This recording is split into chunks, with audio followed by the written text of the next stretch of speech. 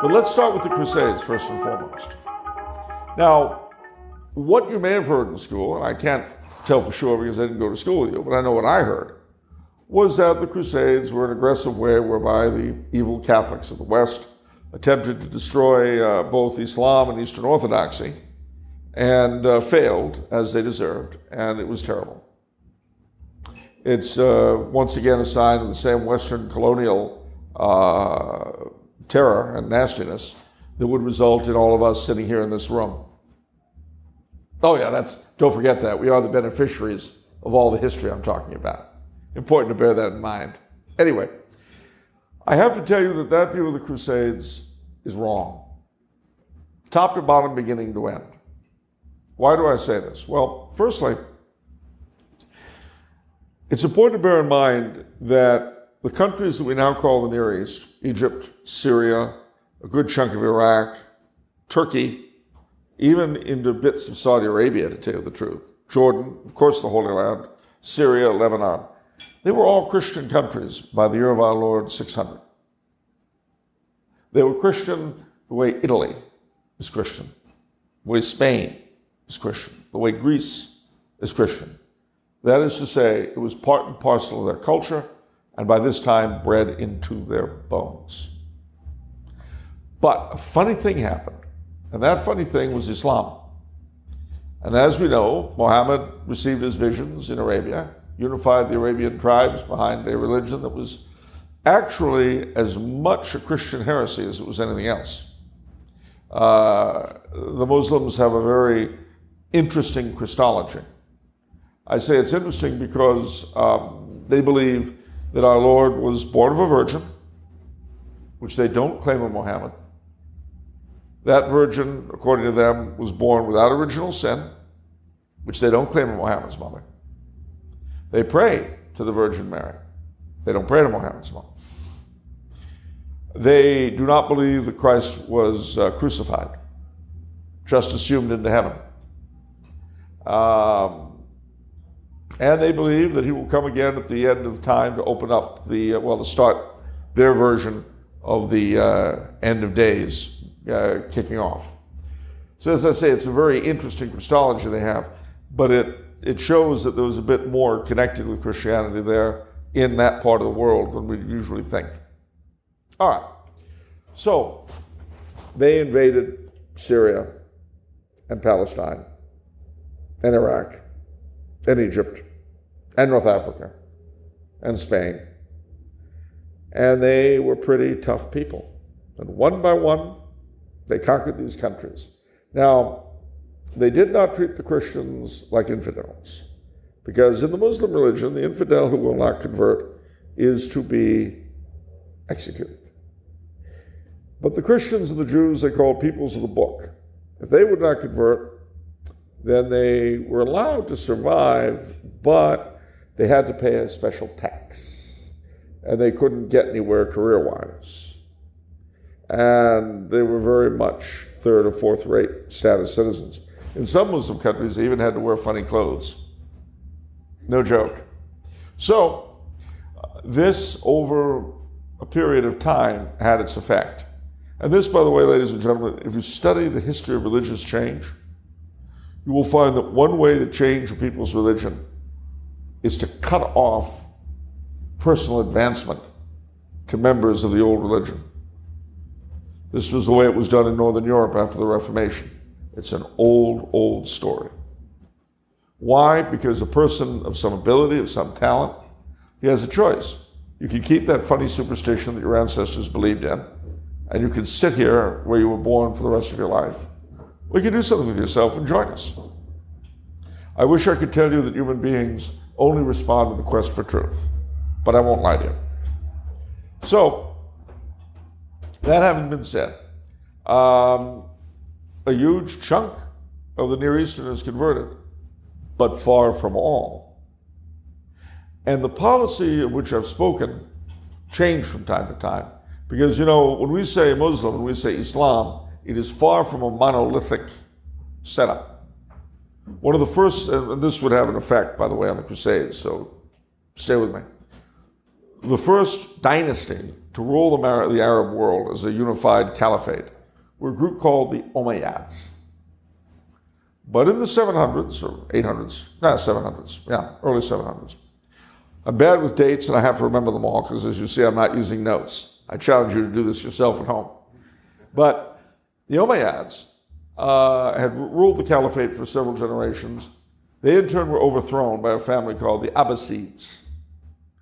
But a single Umayyad prince fled all the way from Damascus to Spain. And with the help of Umayyad loyalists, he took over what was then called the Caliphate of Cordoba. So the Abbasids around the rest of the Muslim world were as much as enemies as the Spanish Christians on the northern frontier. Remember that the Muslims got as far as the town of Tours in 714 when they were turned back by Charles Martel and pushed back over the Pyrenees. But from that time on, the Muslims in Spain were the enemies of the Franks. You've heard the old phrase, the enemy of my enemy is my friend, right? Well, the Caliph of Baghdad, the Abbasid, who hated the Umayyads as much as Charlemagne did, became his ally and gave him the keys to the Church of the Holy Sepulchre and an elephant. And I can tell you that was kind of a surprise at the Frankish court. They'd never seen an elephant before.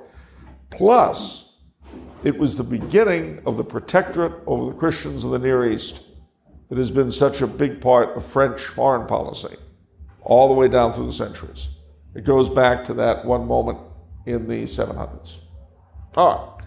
Anyway, different dynasties came and went as the Muslim lands broke up politically. And eventually, two things happened in the 11th century that got the Crusades off and running. One was the takeover of Palestine by a Muslim family that not only hated the Christians, which was de rigueur, but against their own economic interests, began not just killing native Christians, but attacking pilgrims and enslaving pilgrims. They never did that before, because pilgrims were a source of money. And then, Hakim, his name was, went one step further.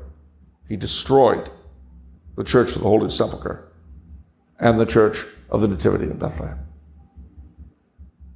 Meanwhile, the Byzantines had been having their own troubles. In 644, 648, around then, they had been driven out of Syria and Palestine and so on, but they still held forth in Constantinople and Asia Minor. And for about 400 years, the frontier between the Caliphate and then later Muslim rulers and the Byzantines went back and forth a little bit, but it was a never-ending warfare. That all changed in 1072, the Battle of Massacre, when the Byzantines were defeated and almost all of Asia Minor fell into the Muslims. Well, the Byzantine emperor appealed to Rome for help. Now, I got to explain that the story, we'll hear more about this next time, but the relationship between Rome and Constantinople, both religiously and politically, had been strained for a long time for a number of reasons. But that the schism of 1054 was less than 20 years old at this time. And Gregory the Seventh, who some of you may have heard of, Hildebrand, his name was, Gregory the Seventh was Pope at the time. The Byzantine emperor appeals to the Pope for aid. Now the problem, you ever hear the phrase, go to Canossa? No? No. Anyone here go to American schools? Yeah, okay. Anyway, we didn't need that, ladies and gentlemen. That was just snide. Anyway, as I was saying, it used to be a very well-known phrase, to go to Canossa. Why? Because the Pope, Gregory the Seventh, and the Holy Roman Emperor, Henry III, were having all sorts of fights about various things. And at one point, Henry III was a master of, I don't want to say lying, dissimulation, I should say. He went to the snow in Canossa, the place in Italy where the Pope was staying at the time, and he walked through the snow as a penitent and said he was sorry and so on. He wasn't, but ever since then, until the 60s apparently, when you said you were going to apologize to somebody over something deep, especially if you didn't have a choice, it was going to Canossa. You know, you'd say your dad had cut you off, but you really needed some money, you'd lose your house. You'd go to Canossa. You'd go and do whatever the old man wanted you to do. That's what that phrase means. Anyway, but shortly after that, Henry drove the Pope out of Rome, and he died in exile in Naples. Now, why is this of interest? Because he was the Pope to whom the Byzantine Emperor appealed, and he had problems of his own. He couldn't do a thing. He did write to the Emperor. It was his intention to go on crusade himself. And we've got a letter from him to the Emperor, you know, trying to make peace with him, and say, you know, you look after things here, and I will go to Palestine. But it didn't happen. And in fact, the conflict between the Holy Roman Emperor and the Pope went on after the death of Hildebrand for, oddly enough, a good 20 years. And it was only when it was more or less settled that the popes could look eastward again. And of course, it was even worse by this time, because in the interval, the pilgrims were being slaughtered and enslaved, the Holy Sepulchre had been destroyed, and a new invasion was being planned. More territory would be eaten up. Sicily, maybe, where they had just been pushed out. Nobody knew where the next blow would fall.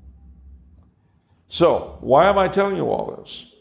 Because it is important to understand that the Crusades were defensive. It's not like the Pope suddenly got it in his mind to send the Knights of Christendom into some territory with whom we had no connection. There's a very real, a clear and present danger for the Crusades. Now then, having dealt with their necessity at all, we can move on to their conduct. How was their conduct? Pretty bad. Why was it pretty bad? Well, for starters, the suspicion between the Byzantines and the Latins did not abate when the Crusades got underway. It was at its least during the First Crusade. And by sheer coincidence, that was also the most successful of them. That was the one that really worked the best, when East and West were the most closely aligned. And oddly enough, ladies and gentlemen, from that time, past the era of the Crusades, down to the 18th century, the conflicts of Christians in the East with Islam always seemed to work out best when the Christians were all united. When they stabbed each other in the back, it didn't work so well. Funny that. And they established the Latin Kingdom of Jerusalem, which, this will interest you perhaps, a little bit more than half of the populace were native Christians. And you'll often hear it said that the local clergy were driven out and so on and so forth. Not true. Not true at all. They were made, subservient, I guess you would say. They got a little bit of second-class citizenship. But they were not driven out. And that's an important thing to bear in mind. Because it's often said, well, they just got rid of the Greek Patriarch of Jerusalem. They got rid of the Jacobite Patriarch of Antioch. They did not. But certainly the Latin bishops took the biggest role in things, even as the Latin knights took the biggest share of the fighting. Now, having said all of that, I will end this look at the Crusades by saying that while they ended in one sense in 1291, they didn't really. 1291 marks the year that the last Crusader stronghold in Palestine fell, the city of Acre, or Akko. But the fighting between the Turks and the Christians went on, well, really into our own time. The great knightly orders that had been founded during the Crusades, the Order of St. John that became the Knights of Malta, the Templars, the Teutonic Knights, they were forced to leave the Holy Land. The Templars, as we know, did not find a new mission except as God's bankers, which led to some problems for them, and that's a whole other lecture. But although feel free to ask me about it. And in questions and answers, ladies and gentlemen, feel free to ask me about anything you've heard. I'll lie. I'll try to tell you what I know. But the Order of Malta played a very key role. They continued their crusading spirit, but in a very different way. They first went to Rhodes, and then when the Turks drove them out of there, to Malta, and they became anti-pirate specialists. Their fleets fought the corsairs in the Mediterranean, the Barbary Pirates. And you've got to remember that in this period, these Barbary pirates would go off as far as Iceland and Ireland and kidnap whole villages and take them into slavery in the Near East. Off they would go, and they'd take everybody and poof, all gone, no more. 300, 400 people at a clip. That was if they managed to get through. But the Knights of Malta were always out in the sea trying to intercept them. This came to an end in 1798 when Napoleon invaded Malta. I'm sure you've heard the phrase collateral damage, and you've heard the phrase unexpected consequences. Well, what happened when Napoleon seized Malta and displaced the Knights? Nobody was fighting the Barbary pirates. So they began grabbing ships on Massacre. Why is this of interest to us? Anyone here ever been a Marine? No? Ever heard the Marine hymn? From the shores of Montezuma, the halls of Montezuma, to the shores of Tripoli? That refers to our intervention against the Barbary pirates, which was necessary to protect American shipping because the Knights of Malta were no longer around to do it. All these things connect one with another. All right, but there you go, the Crusades. To the charge that they were nasty and awful and anti-Christian, I would say not so. I would say they were a necessary defensive war. To the charge that they were mishandled and misrun, yeah, I'd have a hard time fighting that one. Now, the third point I should make is that of the fabulous Fourth Crusade, which is where the Crusaders who were supposed to go to Palestine instead went to Constantinople, intervened in a Byzantine civil war, overthrew their own candidate, looted the city, and set up the Latin Empire of Constantinople that lasted for a whole 80 years. Now, that was a horrible thing. There's no defending that or justifying it. But here's what you don't hear. When Pope Innocent III heard of what they'd done, he excommunicated them. You don't hear about that. And the other thing you don't hear is about the massacre of the Latins in 1182, when the Latins in Constantinople were slaughtered to a man and their churches looted and the Blessed Sacrament stepped upon. Now, I don't mention this to say, oh, those evil Orthodox, not in the slightest. I mention it to show that we all forget the parts of history that make us uncomfortable.